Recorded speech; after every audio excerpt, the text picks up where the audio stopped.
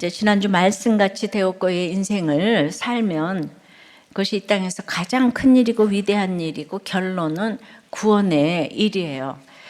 그러면 큰 일, 그 구원의 일을 나 혼자만 경험하라고 겪게 하신 것이겠습니까?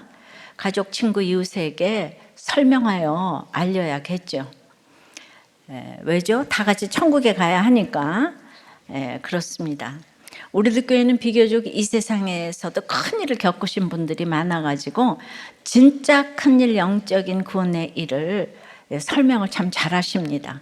그래서 오늘은 큰 일을 설명하라에 대해서 생각을 해보겠어요. 첫째로 여호와께서 부르신 기근을 잘 기다려야 합니다. 1절 2절이에요. 엘리사가 이전에 아들을 다시 살려준 여인에게 이르되 너는 일어나서 네 가족과 함께 거주할 만한 곳으로 가서 거주하라. 다 같이 여호와께서 기근을 부르셨으니, 오늘 이게 제목이잖아요, 그죠? 대지예요. 그대로 이 땅에 7년 동안 이 말이라 하니 여인이 일어나서 하나님의 사람의 말대로 행하여 그의 가족과 함께 가서 블레셋 사람들의 땅에 7년을 우거하다가 이제 오랜만에 그 4장에 평안입니다 주인공 수넴 여인 기억나시죠? 다시 등장하네요. 죽은 아들을 엘리사가 그때 다시 살려줬잖아요.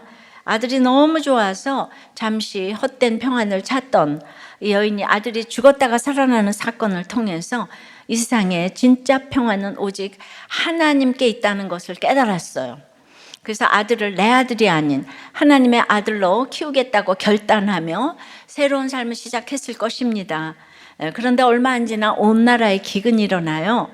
4장 38절에 보면 엘리사가 수넴에서 여인의 아들을 살려주고 나는 이제 길갈로 떠났습니다. 근데 떠나기 전에 다시 수넴 여인을 찾아가서 살아난 아이가 잘 크고 있는지, 또 살만해졌다고 멀리 떠나지는 않았는지 아마 신방을 간 것 같아요. 근데 가서 보니까 잘하고 있으니까 이제 여인에게 그 곧 닥칠 기근에 대해서 알려주면서 이 기근을 여호와께서 부르신 기근이라고 설명을 하는 거예요.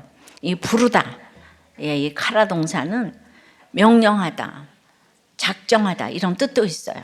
그러니까 이 말의 본문의 기근은, 이 말은 본문의 기근은 자연적인 재해가 아니라 하나님께서 의도적으로 작정하시고 내리신 재앙이라는 것이에요. 여러분들의 모든 기근은 하나님께서 의도적으로 작정하시고 부르신 기근이라는 거예요. 왜죠? 이스라엘의 지금 우상 숭배로 인함이죠. 이걸 계속 엘리사가 경고했습니다. 지난 주일에 우연이 없다고 했습니다. 우연은 우상 숭배라고 했죠. 왜죠? 우연의 반대는 제가 늘 창조라고 했어요. 그러면 창조의 반대는 거꾸로 피조잖아요. 그러면 이 땅에서 피조물을 하나님보다 더 좋아하면 그게 바로 우상 숭배 아니겠습니까? 돈이고 자식이고 뭐 전부 다. 그래서 우리가 이제 믿는 백성이, 우리 다 믿잖아요. 너무도 금송아지를 숭배하니까 참다 기근을 부르셨다는 거예요. 그리고 이 기근이 7년간 이어질 것이다.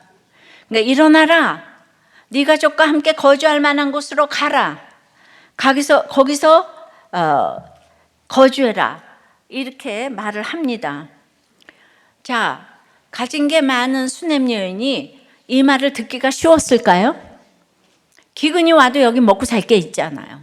나오미는 떠났죠. 룻기에 흉년이 왔다고. 수넴 여인은 이 말을 듣는 거예요. 2절에 하나님의 사람은 스마야 선지자에게 1회고 엘리야에게 7번 썼고 엘리사에게 24번이나 사용될 만큼 엘리사 시대는 기근과 전쟁과 너무 사건과 기적이 많았어요. 이 모든 그 사건 가운데 제일 주인공이 이제 수넴 여인이라고 보여지는 거예요. 이 여인이 왜 그런가 하면 그냥 그 말을 듣자마자 즉시 일어나서 하나님의 사람의 말대로 행했다고 이러는 거예요. 왜죠? 아들 사건 이후에 믿음을 잃지 않았다는 거예요. 재물도 있고 아들도 있으면은 이제 멀리 흘러 떠내려갈 뻔하지만은, 내가 왜 이 전답, 토지 다 내려놓고 왜 떠나요? 그렇게 토도 달지 않고 뜸도 들이지 않고 따지거나 계산과 생각도 하지 않아요. 말씀을 듣자마자 바로 적용합니다. 말씀과 같이 되었고 인생을 살기로 결단하는 사람은 말씀이 들리는 거예요. 말씀이 들리는 거는 말씀대로 행한다는 거예요. 이 말씀은 십자가의 말씀인 거예요. 떠나야 되니까. 말씀이 그 들릴 때가 바로 적용할 최선의 타이밍이에요. 근데 십자가에 달려본 적이 없기 때문에 똑같이 말을 해도 이 왕이나 장관은 안 들리는 거예요. 그래서 여러분들이 말씀이 안 들린다는 거는 그건 이제 세속사에 꽉 잡혀 있다는 얘기고, 그러니까 근데 왕이나 장관은 가진 게 많으니까 계속 말씀이 안 들린다. 이 교회를 떠나자. 이게 주제가가 이렇게 되는 거예요. 그러니까 십자가의 말이 들리는 게 지혜고 믿음이고, 믿음이니까 이 십자가가 들리고 지혜인 거예요. 그러면은 왜 수냄 여인이 지혜인가요? 이걸 또 생각해 봐야죠. 여인 보고 네 가족과 함께 거주할 만한 곳으로 가라고 하는데 그곳은 네가 찾아. 그래서 믿음이 드러나잖아요. 하나님이 모두를 알려주시진 않아요. 늘 큐티했는데 대학에 붙지 않았어요. 계속 떨어졌어요. 그런데 큐티하면서 떨어졌기 때문에 그건 하나님을 믿어요. 좋은 길로 인도하신다는 거. 우리가 뭐 입학 시험도 있고 지금 암도 걸렸고 직장도 여러 가지 문제가 많지만은 그냥 하루하루 말씀 인도함 받고 공동체 가면 그게 최고의 인도함이에요. 그래서 어디로 정했나 봤더니 블레셋으로 정했어요. 블레셋은 이스라엘과 가장 오래된 원수잖아요. 얼마나 원수인가 하면 오늘날까지 원수예요. 가자 지구가 바로 블레셋이에요. 중심이에요. 그러니까 수십 년, 수백 년도 아니고 수천 년을 서로 싸우는. 여인은 이런 원수의 땅을 임시거처로 선택을 해요. 물론 당시 살림살이가 가장 풍족했던 애굽으로 가는 길목에 있는 곳이기도 해요. 해안이라 기근의 영향을 덜 받기도 하고, 그래서 아브라함도 기근 때 애굽으로 피하고 이삭도 흉년을 피해 블레셋으로 갔는데 이런 경제적인 유만은 아니라고 생각이 되고요. 왜 블레셋인가? 이거는 때가 되면 반드시 떠나서 다시 돌아오겠다는 표시인 거예요. 선지자가 수넴을 떠나 영원히 거주할 곳에 가서 거주하라고 했다면 다른 곳을 택할 수도 있어요. 근데 7년 동안 임시로 거주할 곳을 찾으라고 그랬어요. 그러니까 그 말씀을 지키겠다는 결단의 표현으로 이스라엘 사람들이 절대로 환영받지 못할 이 블레셋 땅으로 간 것이 십자가의 적용인 거예요. 반드시 돌아오겠다는, 그리고 올 수밖에 없는 믿음의 표현으로 블레셋을 택했어요. 그러니까 큐티를 하면서 어디를 가야 될지, 어느 회사를, 어느 학교를 가야, 누가 결혼해야 될지 이 싱크하는 게 너무 중요한 거예요. 항상 믿음의 결정, 믿음의 결정은 항상 손해보는 결정, 십자가의 결정이에요. 그래서 여인과 그래가지고 블레셋에 7년을 우거했어요. 우거했다도 같은 단어예요. 내가 나그네로 머물겠다는 거예요. 그러니까 이 땅에 우리가 밑동 잘린 나무니까 나그네 된 인생, 타향살이 제대로 했다는 뜻입니다. 그래서 지주처럼 살던 삶을 멈추고 이방인으로, 그것도 적국에서 온 이방인으로 7년을 기다렸다는 거예요. 수넴 여인은 그때 아마 사별했다고 보여져요. 블레셋으로 가기 전이든 후이든 아이를 줄 때도 이미 늙었다고 그랬어요, 남편이. 그래서 전이든 후이든 남편과 사별했으리라 보이는데, 게다가 이제 아들이 하나 딸린 과부예요. 너무나 소외되고 무시받기 쉬운 약자인데 게다가 원수 나라에서 갔어요. 이 힘든 7년의 시간을 기다렸어요, 여인이. 다들 어떻게 기다렸을까? 아유, 부자니까 뭐 먹고 살만 했겠지, 뭐 하인들 데려갔겠지, 뭐 사람들은 늘 이런 데서 이유를 찾아요. 근데 성경에 그런 얘기가 없잖아요. 오직 여인은 하나님의 사람의 말대로 즉시 행했다. 이 한 얘기밖에 없어요. 고달픈 타향살이 7년을 인내할 수 있는 힘은 그 말씀대로 여호와께서 작정하고 부르신 재앙이기 때문에 이 하나님이 끝내시기 전에는 끝나지 않는다는 것을 믿었기 때문이에요. 이 7년 이게 지나야 되는 거, 하나님의 때까지 기다려야 되는 거예요. 그러니까 우리는 큰 일 하면은 다 우리나라 사람들이 큰 거 너무 좋아해요. 클 때자를 아주 우상 숭배하는 나라예요. 그래서 여러분 여기 다 성수대교 건너서 다 왔잖아요, 그죠? 반포대교 건너고 양화대교 건너, 나라 이름도 대한민국 이렇게 되는 거죠. 그러니까 큰 일을 하기 위해서 계획을 잘 세우고 준비를 철저히 하고 한 단계씩 성취를 쌓는 수고를 해야 한다고. 맨날 I can do, you can do, we can do 맨날 이런 얘기만. 그것도 틀린 건 아니지만은 이기고 또 이기려고 하지 않습니까? 하지만 이름에 대자 들어간다고 큰 일이 아니에요. 진짜 크고 위대한 일은 하나님이 행하시는 구원입니다. 이 구원의 큰 일을 경험하기 위해서는 오직 말씀대로 기다려야 되는 거예요. 그런데 이 블레셋에서 내가 뭘 할 수 있을까? 이러다 그냥 끝나는 거 아니야? 이렇게 버려지고 잊혀지면 어떡하지? 그냥 이런 생각이 저절로 드는 환경이 바로 블레셋 땅인 거예요. 이 블레셋에 있더라도 그것이 말씀대로 기다리면 되는 거예요.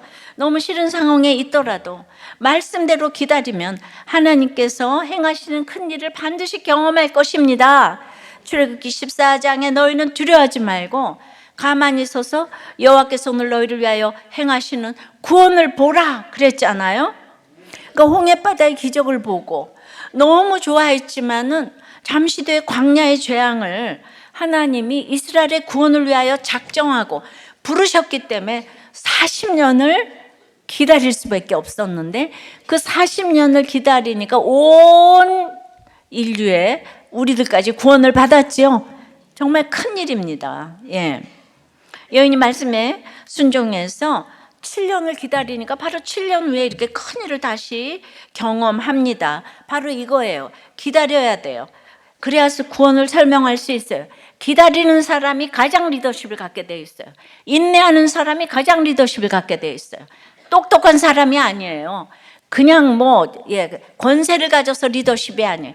기다리는 사람, 참을 줄 아는 사람. 그러려면은 역시 날마다 말씀을 들어야 돼요. 적용 질문이에요. 무엇을 그리도 좋아해서 하나님께서 작정하고 부르신 기근이 왔나요?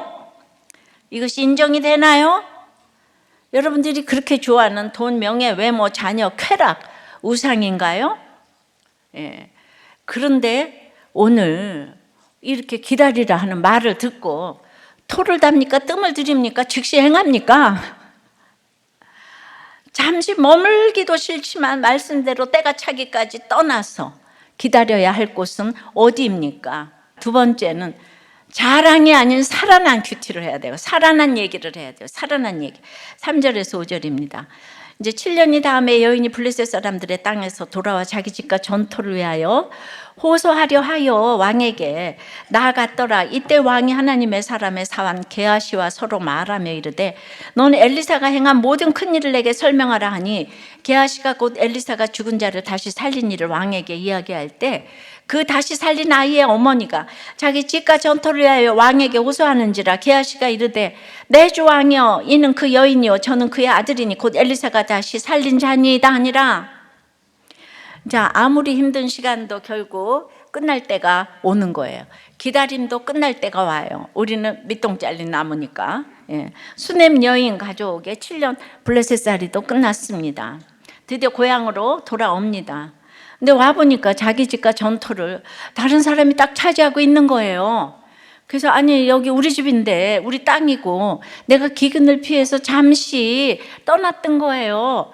빨리 나가주세요 그랬더니만 요구 부탁 빌기도 해봤지만은 그냥 고웃음을 치면서 이거 왕이 허락해서 살고 있는 거예요.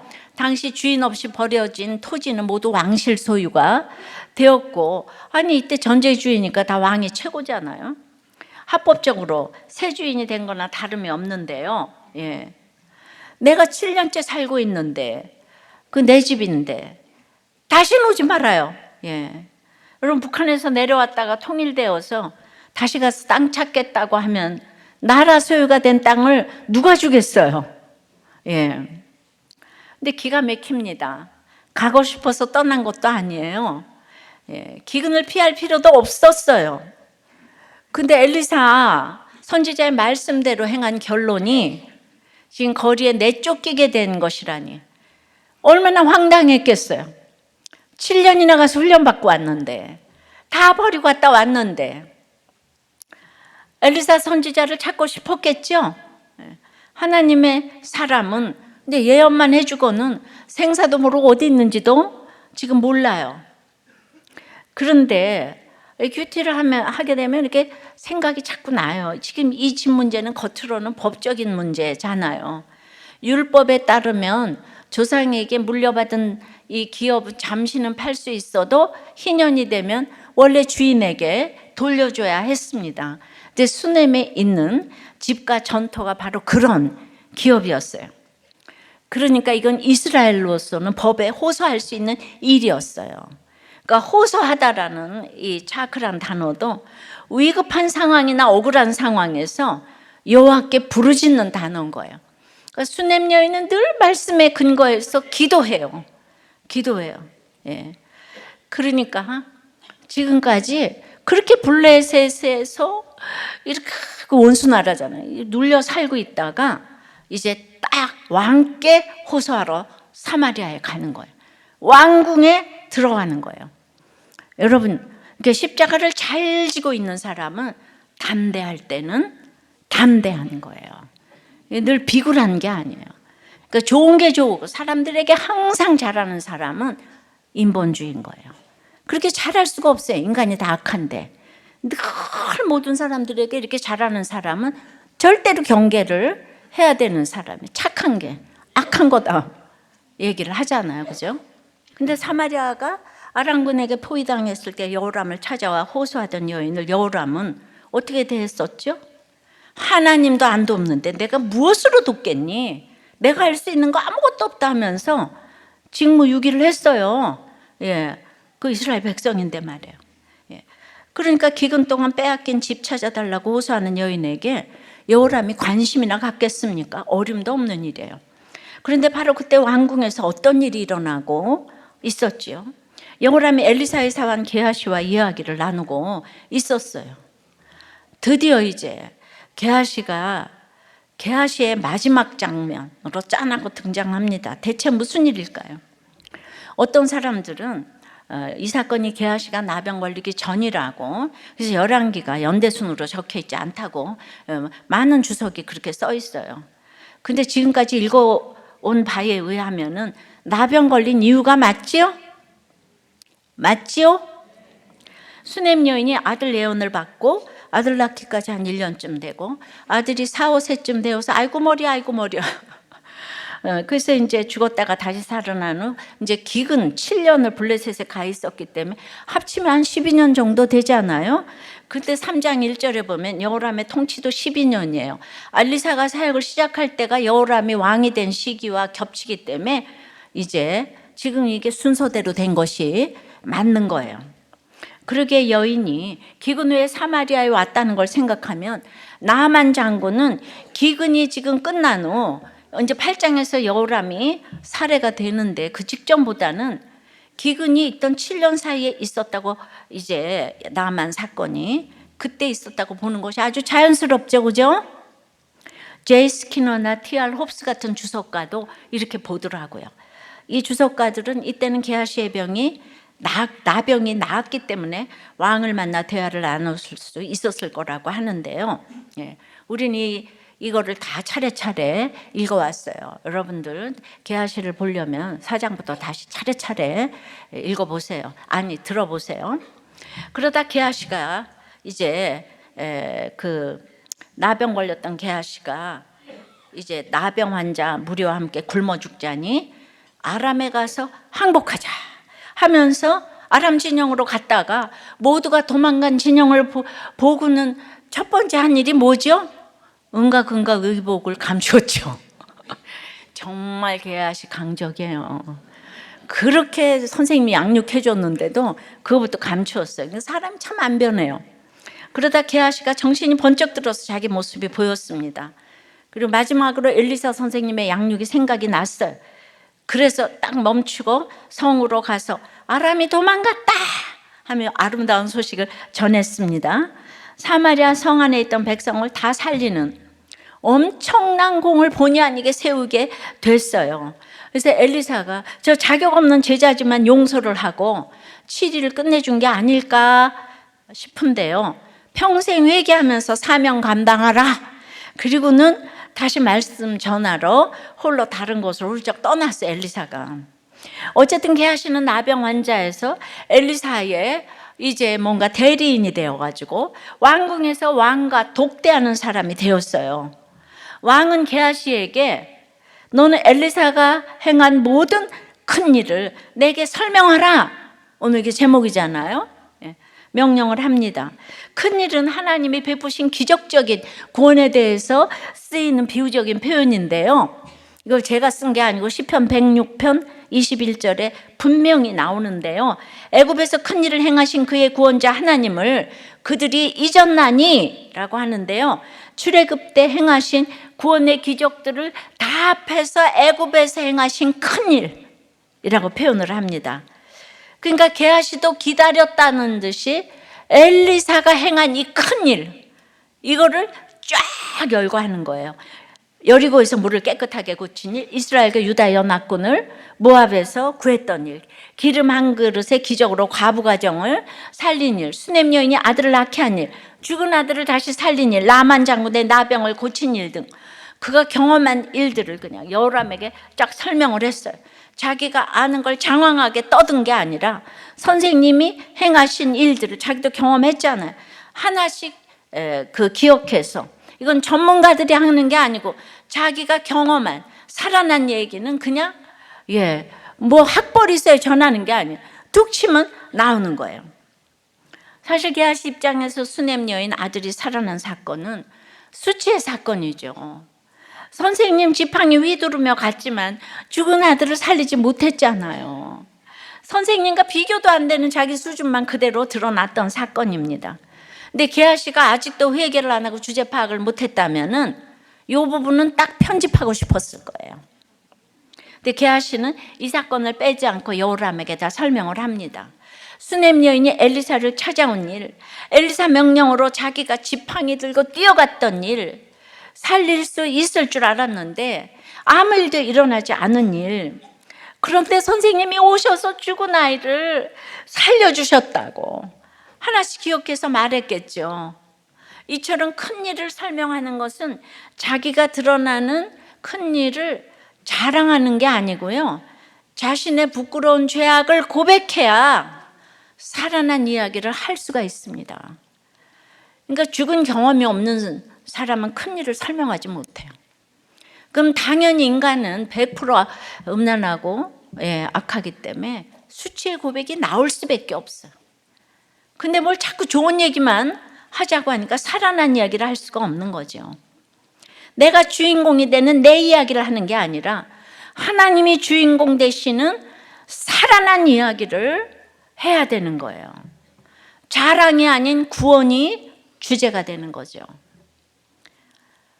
게하시가 뭐가 달라졌나요? 수넴 여인의 아들을 그때는 못 고쳤어요. 야망이 그득그득하니까. 아무리 말을 잘해도 야망이 충천하니까. 지금은 요셉의 형님 유다의 심정으로, 며느리하고 시아버지하고 동침했던 그 유다의 심정으로 수넴 여인의 중재자가 되었어요. 회개하지 않았던 게하시로서는 도저히 상상할 수 없었던 일이에요. 예전 같다면 수넴 여인을 비교하고 시기하고, 그리고 지금 그녀의 또 재산 중 얼마간을 또 숨겼겠죠. 한 사람의 눈을 뜨게 하는 것이 중요했던 엘리사는 끝까지 왜 불말과 불병거를 보면서 양육했었잖아요. 오늘 엘리사의 대리인으로 엘리사가 행한 모든 큰 일을 전하고, 양육이 효과가 있어 한 사람 수냄 여인을 중재함으로 이제 완전히 과거의 수치에서 벗어났어요. 그리고 왕의 참모로 청함을 받지 않았을까요? 나라를 살렸잖아요. 그건 모르겠지만은 아마도 거절했으리라고 봐요. 자기가 뭐 왕의 참모하라고 지금 하나님이 부르셨겠어요. 아마 끝까지 엘리사의 대리인으로 사명 감당했을 것 같은데요. 여러분, 한 사람을 중재하는 것은 사소한 일이 아니에요. 엄청난 회개와 신앙 고백이 있어야 그 한 사람을 중재할 수 있습니다. 게하시 한 사람이 달라지기 위해서 엘리사가 엄청난 많은 인내를 해야 했습니다. 그러니 생각할수록 엘리사가 외로웠겠다는 생각이 들지 않습니까? 왜냐하면 이런 게하시가 수제자였잖아요. 그러니까 그때 그렇게 사람이 없었어요. 그러니까 얼마나 수냄 여인 같은 사람이 없어서 그냥 엘리사가 수냄 여인을 하고 이제 통하니까, 예수가 없는 나라도 다 마찬가지예요. 우리들 교회에 평신도로 오셨던 목사님이 우리들 교회 목자 때문에 교회 목사가 천당 갈 자리가 없다는 생각이 들었습니다. 그만큼 우리들 교회 목자들이 영적으로 성숙하다는 생각이 들었어요.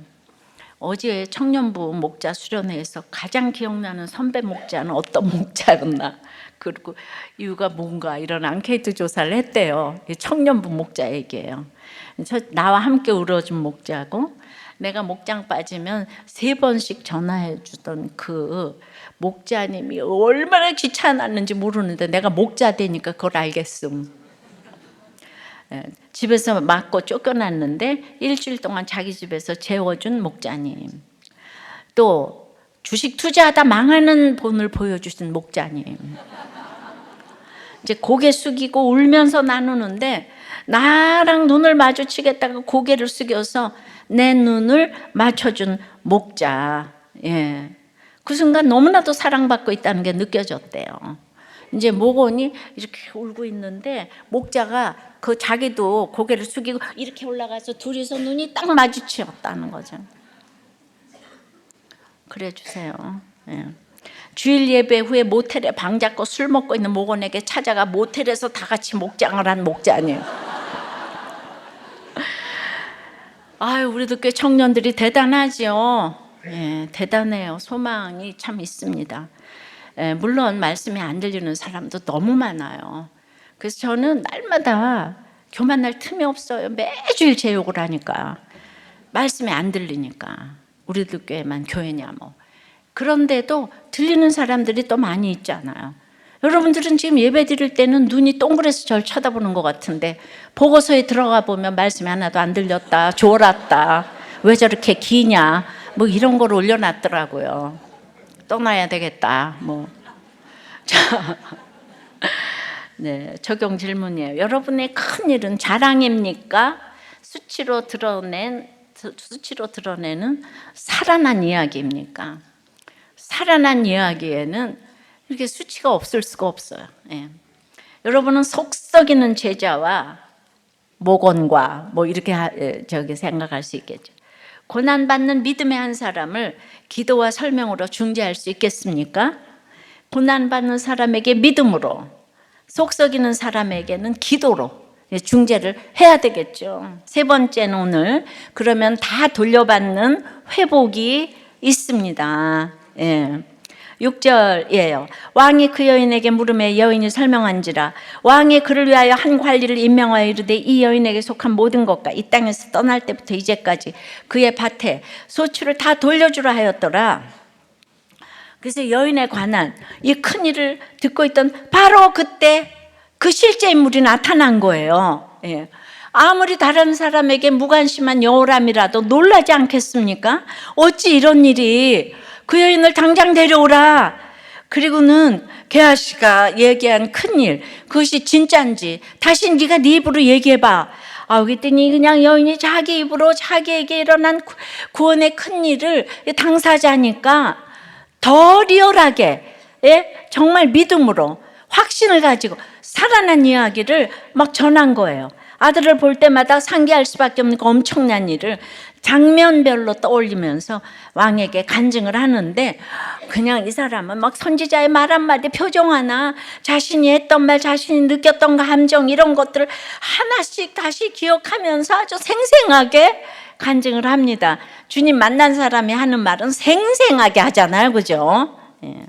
그냥 내가 뭐 힘이 좀 들었지 뭐 이렇게 얘기하는 거, 내가 얼마나 힘이 들었겠어요, 뭐 이렇게, 그죠? 예. 근데 뭐, 예, 우리 어머니도 좋은 분이시거든요. 예. 그러니까 자신이 선지자의 말씀대로 블루셋에 가서 7년을 기다렸는데, 세상의 말씀대로 했는데, 이 모든 우리 이스라엘 백성을 살리신 엘리사의 말씀대로 했는데 내가 집과 전토를 빼앗기게 된 거예요. 그러니까 이제 막 너무나 서론본론 결론이 완전하니까, 이거 게하시가 말한 거하고 똑같고, 사람이 앞뒤가 같아야 되고 10년 전 말한 것과 똑같아야지 이 여호람이 물러설 자리가 없는 거죠. 이거 들어줘야 돼. 여인이 설명하는 여인 자신의 이야기를 들은 여호람은 이제 묻거나 따지거나 하지 않고 한 관리를 임명해가지고 집과 전토를 모두 돌려주라. 7년 동안 밭에서 나온 소출까지 다 돌려주라. 원금의 이자까지 다 쳐서 돌려주라. 완벽한 회복, 큰 회복을 얻었어요. 그러니까 우리가 지금까지 여호람을 많이 묵상했잖아요. 여호람이 이렇게 할 사람이 아니에요. 여호람은 이런 사람을 만나주지도 않아요. 이 사람이 차별이 얼마나 심한 사람인데.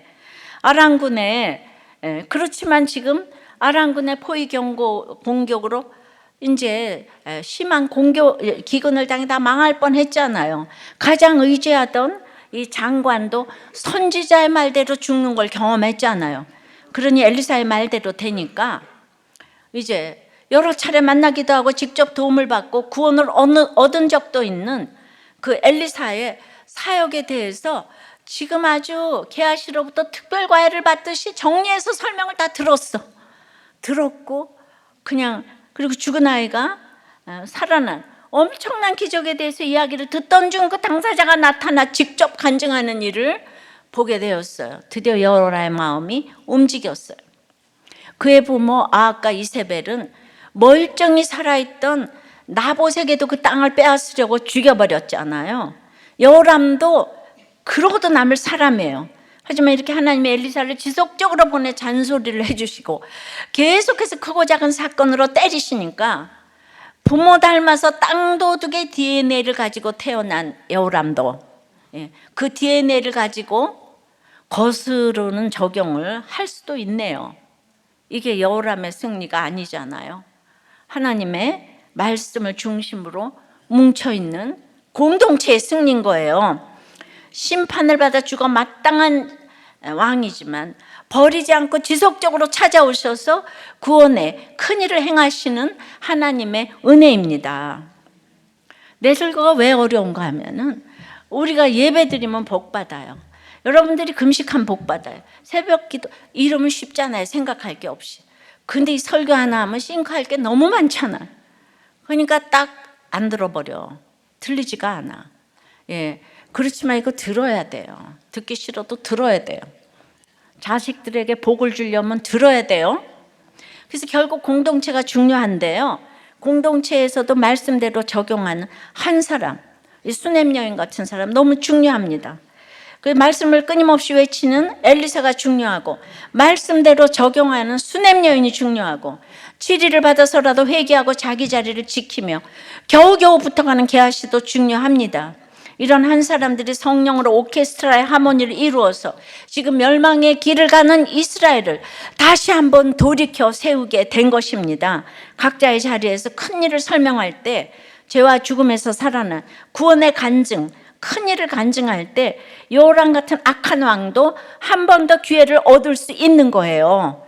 저 사람은 나쁘니까 죽어야 돼가 아니에요. 각자의 자리에서 큰 일을 설명할 때, 수치를 무릅쓰고 살아난 간증을 할 때, 결론적으로 보면은요, 저는 수넴 여인에게 이 땅을 돌려주기 위해서 마지막에 게하시를 쓴 것 같아요. 나 한 사람을 위해서 전 세계를 쓰실 줄 믿습니다. 개아씨는 누구도 다 나병 걸린 사기꾼이라고 설교를 해요. 그죠? 근데 제가 이번에 옛날에도 이렇게 또 묵상을 안 했었어요.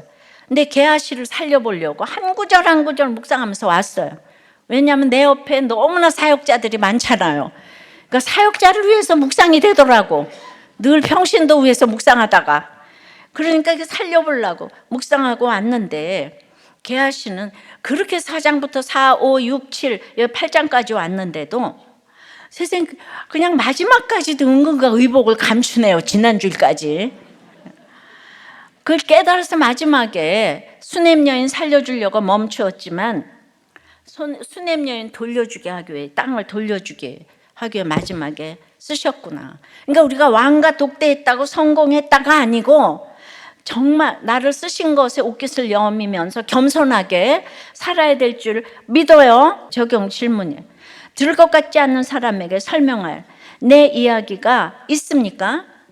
구원을 위해 툭 치면 나오는 내 간증은 무엇입니까? 나는 가정과 교회에서 엘리사예요, 수냄 여인이에요, 게하시예요, 여호람이에요. 근데 수냄 여인은 워낙 믿음이 좋으니까 아들이 없고 기근이 왔고 주로 이런 수준 높은 고난이에요. 그런데 게하시는 늘 은근 거짓말에, 돈 거짓말에 계속 넘어지잖아요. 여러분, 마약만 힘든 게 아니고 마약도 그렇게 거짓말을 한다는 거예요. 마약보다 힘든 게 또 담배라네요. 우리 여목자님이 목자 훈련을 받으면서도 계속 10페이지를 읽고 나가서 담배 피고 들어왔대요. 그래서 정말 목사님, 담배보다 힘든 게 없어요. 그게 너무 좋은 게 많아. 결국 게하시가 마지막에 승리했다고 말하고 싶지만은 게하시는 맨날 넘어지는 거예요. 거짓말에 넘어지고 그냥 은금에 넘어지고 세상과 싸우느라고 주의를 하지를 못해요. 시간이 너무 아깝잖아요. 그죠? 우리 모두 게하시지만 빨리 수냄 여인으로 돌아와서 큰일을 설명하도록 시간을, 세월을 아껴야 되지 않을까요? 그래서 우리가 미취학부터 이런 큐티를 하게 되고 수련회도 가야 되고 어려서부터 사명을 감당해야 돼요. 나중에 늙어서 못하는 거예요. 장로, 권사 되고도 여자 술, 담배, 마약 못 끊는 분들이 있죠. 그러니까 큰일을 딱 하면 이제 설명하기가 어려운 거예요. 근데 우리가 다 게하시 같아요. 여호람 같아요. 그리고 노략질하는 백성들하고도 똑같아. 선한 사람이 하나도 없어. 근데 거기서 서로 나의 게하시를 위해서 기도를 하셔야 되는 거, 기다려야 되는 거. 우리는 빨리 수냄 여인으로 방향 전환을 하여서 큰일을 설명할 수 있는 여러분들 되시기를 바랍니다. 말씀을 맺어요. 큰일을 설명하라는 여호와께서 부르신 기근을 이 인정을 하고 잘 기다려야 돼요. 어떤 것도 예외가 없다 그랬잖아요. 어떤 것도 우연이 없어요. 여러분에게 오신 사건은 여호와께서 작정하고 의도적으로 부르신 기근이라고요. 그래서 그 인정하면 자기 자랑이 아닌, 내가 얼마나 돈을 좋아서 이 남편, 이 아내하고 결혼을 했으면 이게 수치에 간증이 다 나오잖아. 그래서 내가 살아났다. 이 살아난 이야기를 해야 돼. 그러면 결과적으로 보면 다 돌려받는 회복에 대한 간증을 하잖아요. 여러분들도 돌려받게 될 줄 믿습니다. 아버지, 우리의 기근이 하나님의 의도하고 작정하고 부르신 기근이라고 합니다. 주님, 결혼의 목적이 행복이 아니고 거룩인데 내가 이 하나님을 몰랐다면 나 같은 사람이 어떻게 이런 시집살이를 할 수가 있어. 그리고 100% 이혼을 했을 것이라고 다시 돌아가서 생각해봐도, 그런데 하나님 저를 어떻게 버리지 않으시고 이렇게 하나님 말씀을 깨닫게 하셔서 정말 내가 어떻게 살든 그게 무슨 상관인가, 나 하나쯤 매를 맞으면 어떻고 하는 이런 생각에 발상의 전환이 일어난 것에 대해서 정말 결국은 날마다 내가 반주를 했더니 학교를 잘 갔고 이런 얘기하다 죽을 뻔한 인생인데, 주님, 자랑질하다가 갔을 인생인데 이제 내가 얼마나 야망덩어리에 죄덩어리인지를 이렇게 알게 되니까 그때부터 이제 이렇게 살아난 이야기를 하게 되었습니다. 오늘도 그때의 간증을 하면서 사실 어떻게 그런 일이 일어날 수가 있었겠습니까? 하나님은 저에게 정말 너무나도 기적을 많이 보여주셨는데 엘리사 선지자에게 보여주신 것만 아니라 이렇게 결국은 하나님께서 저가 잘 살았으면 얼마나 잘 살았겠습니까? 그러나 오늘 다 돌려주시는 회복이 되어서 영과 육으로 교회도 주시고 여러분들도 돌려주시고 다 돌려주신 줄 믿습니다. 주님 정말 이러한 정말 툭 치면 살아나는 간증이 있는 한 해가 될 수 있도록 주님 인도하여 주시옵소서. 주님 창조 질서를 무너뜨리는 이 법들이 다 절폐되게 도와주시옵시고 주님 십자가를 지혜로 놓고 걸어가서 적용하는 위정자 한 사람 허락하여 주시옵소서. 주여 우리나라를 불쌍히 여겨 주시옵소서. 주여 도와주시옵소서. 살려주시옵소서. 오늘 수많은 사람들이 정말 수술을 앞두고 있고 또 이제 회사와 입시와 우리 부부관계와 아버지 하나님 여러 가지 힘든 가운데서 아버지 하나님 반드시 최고의 길로 인도하여 주실 줄을 믿습니다. 간절히 호소할 때 하나님이 최고의 결론으로 인도해 주실 줄을 믿습니다. 주여 도와주시옵소서. 예수 그리스도 이름으로 기도드리옵나이다.